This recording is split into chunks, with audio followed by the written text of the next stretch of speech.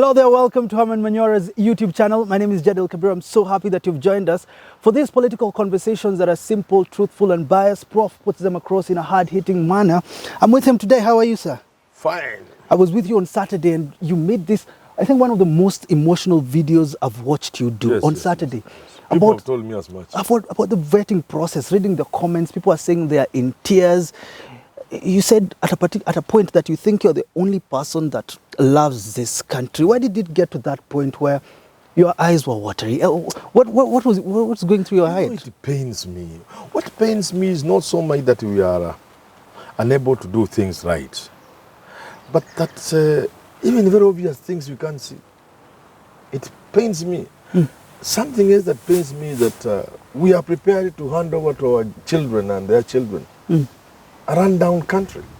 It's so painful because we are walking like foolish people around. You know? Why for you? Look at people parading, people parading billions of shillings to Kenyans and telling Kenyans you are very stupid people. You look at how stupid you are, you Kenyans. Because if a boy like you, struggling here with me here, tomorrow you are vetted, tomorrow you are given a small job. Yeah. And then 5 years later, you are telling Kenyans you have 2 billion. You are telling Kenyans, you are very stupid. Are you sending the wrong message though, for some people? Because in almost most of the videos we've done, you're like the country is collapsing and people are looking at you and thinking, we are okay. How are we okay? Are you sending fear to the country? No, it's not fear. I'm telling them things that are true. I'm telling them things that are true. How? I would hate to see these things happen in my lifetime. And I fear that is possible. That this country could collapse in my lifetime. I would want to leave this world when I know my grandchildren have a country.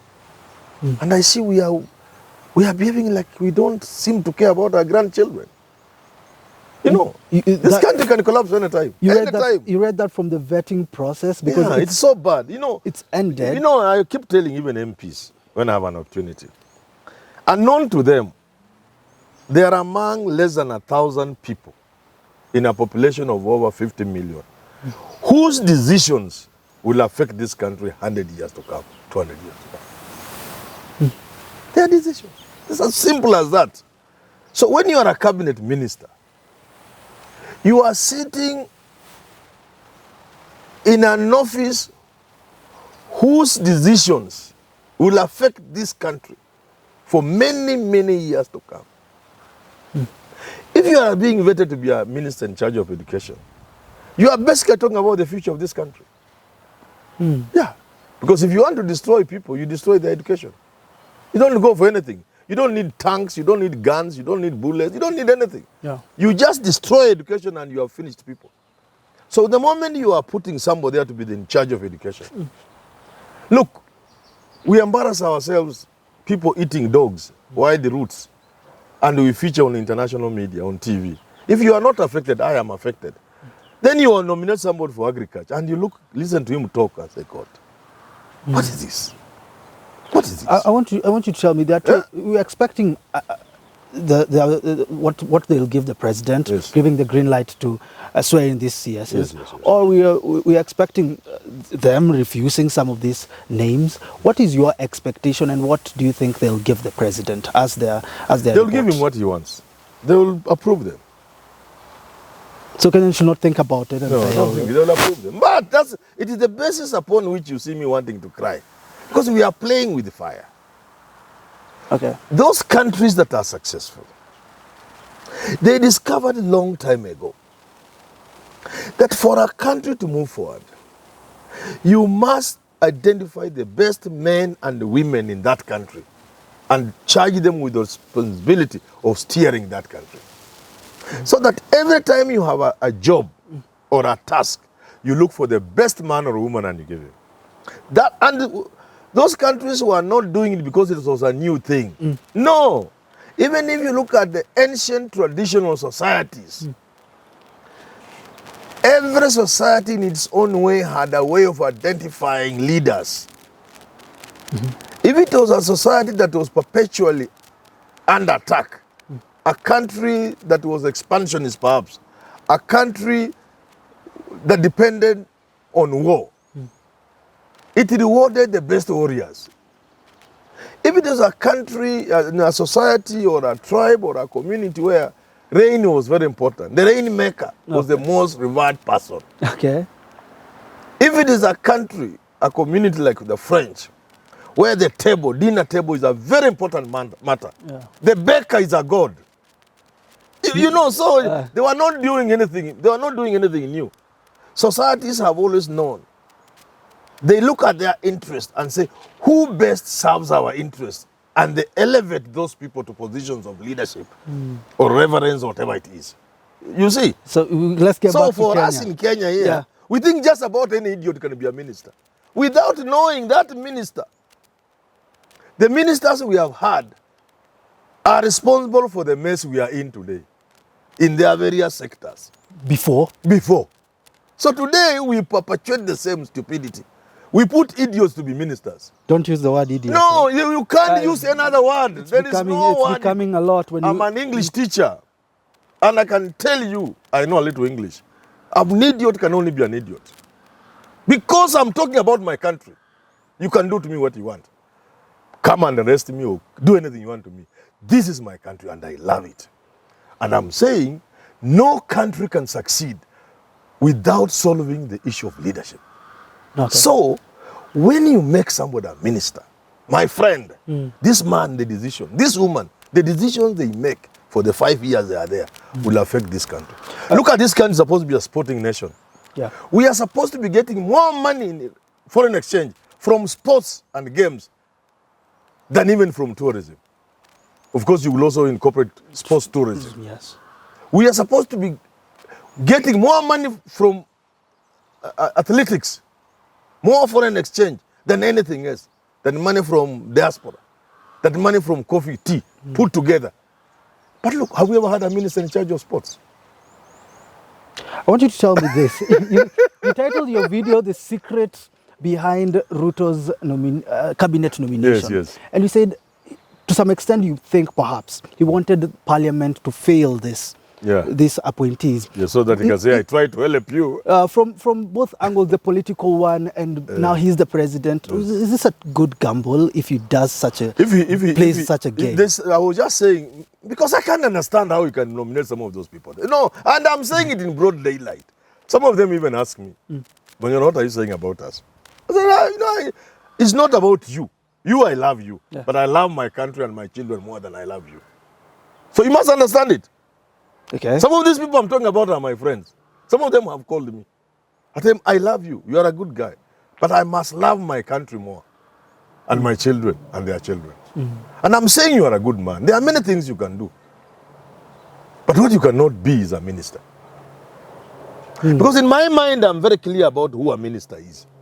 Just give us some, because... A minister is the president of the country. Yes. To what extent? The president has a big vision. If you want to be president, you must have a vision, a dream for the country. And you break that dream into small components. And each dream is domiciled in a ministry. So the minister is you, the president, in that ministry, carrying the dream in that sector, the sector dream. But some people are not capable of dreaming. They would die if they were to attempt to dream. Then if you say that, does this mean the president doesn't have the vision? Either he doesn't have or he's joking. Or that's what I'm saying in that video. Maybe he just wants to please these people, knowing too well that the parliament will not vet them. It's a gamble. I'm willing to think that way because that's the only way I can go to bed and sleep until they are appointed. You know, Kenyans are looking, and sworn in. Kenyans are looking at this. You talked about the cases that were taken away. Remember the cases, Linturi, Aisha Jumwa. Yeah. Also, Kenyans talking about these millionaires, except two. The two are billionaires. Kenyans are asking, should this have been a red flag or? Of course. What was happening? It is a very simple thing. Anybody listen to me. Don't think about me hating anybody because I don't. No, I have said that before. Eh? Yeah. Nobody should ever look at Manyora as hating anybody. I don't. I just love my country. This is a very simple thing. No country can move forward without leadership. No. None has ever. We want to be the first. True. Number two, Leadership and integrity go hand in hand. You cannot have leadership without integrity. It collapses. Because as cabinet minister, for example, the temptation that come your way to make billions, you become minister in charge of water, and all of a sudden, all those tenders worth hundreds of billions in the dams, in the water sector, are under you. Unaita PS mnakaa kando. Yeah. Yes, sasa. Itupatie ile mchina. Yeah. The temptation to, and that's what happened in Africa. When we became independent, why are we suffering? The African leaders saw opportunity to amass wealth, grab land, primitive accumulation of wealth. That's why Africa is where it is. Yeah. So as a minister, the temptation to make billions is ever present. That's why integrity is important. So that you are a person with a vision for the ministry. You are saying, I want to see this thing in my sector. I want, as a minister of agriculture, 50 years from now, people say, when Dika Linturi was minister in charge of agriculture, I put this measure in place, I put this, and Kenya no longer begs food. Instead, we export. That dream, that vision, that thinking is compromised. If every corner you turn, you want to make $1 billion. So we are looking at you. Yeah. You are not a professional lawyer or something, or electrical engineer with something associates, Manyora and Jadel associate, quantity surveyors or what. You are not an industrialist. You are not Manu Chandaria. You are not Chris Kirubi the late. We don't associate you with anything. And then you put there $1 billion you own. Hey, you're planting doubt in our mind. We can't believe it. Money, you can't just make hundreds of millions like that. Now, I want you to tell me this, because I've had this conversation. It must just be deals. So if you're a man of deals, how can we entrust you with a ministry? Deals. Because in the ministry, that's where deals are. I want you to tell me this. We usually have a lot of conversations here, and I was talking to someone, and for him it was like, give Ruto some time. And I was thinking about, does the end justify the means? If these people will perform, should we look at Ruto's government after a year with this? People have always CSS? surprised others. You can say Asha Juma will not perform and she will surprise you. Okay. That does happen in life. Yeah. I'm not a fool, I know that. But sometimes you gamble too much. Sometimes there's no point of gambling. Why not just do the right thing?